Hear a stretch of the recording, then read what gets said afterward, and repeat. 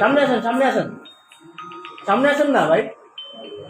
এই ভাই কলাবাগান থানা শাখা বৈষম্য বিরোধী ছাত্র আন্দোলনের আহ্বায়ক সহ 14 জন কলাবাগান থানাধীন রাসেল স্কোয়ারে একটা বিল্ডিং আছে, এই যে শেখ কবির নামক ব্যক্তির ব্যবসায়িক প্রতিষ্ঠান। ওই প্রতিষ্ঠানে যে ওই চাঁদা দাবি করে এবং হামলা ও ভাঙচুর করে। আমাদেরকে 999-এ আমরা ফোন পেয়ে আমরা যাই।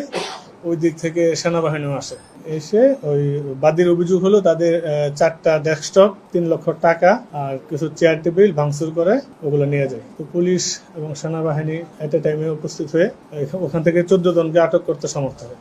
এটাই ছিল আজকের মূল ঘটনা। শেখ কবির হলো এটা হলো ওনার কনস্ট্রাকশন ফার্ম, কাবিকু কনস্ট্রাকশন লিমিটেড। ওখানে সমন্বয়ক নাই, কেউ সমন্বয়ক নাই। এটা যিনি আছেন উনি হলেন কলাবাগান থানা বৈষম্য বিরোধী ছাত্র আন্দোলনের আহ্বায়ক, সমন্বয়ক না।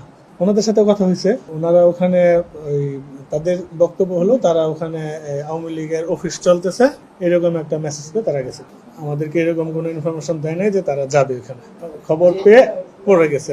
এই ঘটনায় 14 জন আটক আছে, 14 জন সহ অজ্ঞাতনামা আরো 5-6 জনের বিরুদ্ধে মামলা রুজু করা হয়েছে। এটা হলো আপনার আইন শৃঙ্খলা বিঘ্নকারী অপরাধ দ্রুত বিচার আইনে এই মামলাটা রেকর্ড করা হয়েছে। এটা আওয়ামী লীগের কোনো অফিস না, এটা হলো শেখ কবিরের ব্যক্তিগত ব্যবসায়িক অফিস।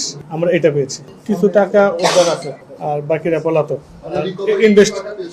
ইনভেস্টিগেশন চলছে। রিকভারি 31,150 টাকা। 14 জন আসামি, 5-7 জন পলাতক, সবগুলাই লকার আছে। সিসি ক্যামেরা গুলা আমরা ভাঙ্গা পেয়েছি, প্রক্রিয়াধীন আছে, আমরা সংগ্রহের চেষ্টা করতেছি। আহ্বায়ক হলো সালাউদ্দিন সালমান।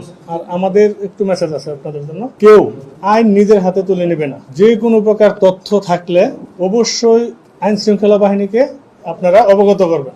কেউ কোথাও কোনো ব্যক্তি কোথাও নিজের থেকে কোনো অপারেশন বা কোনো অভিযান পরিচালনা করতে পারবেন না।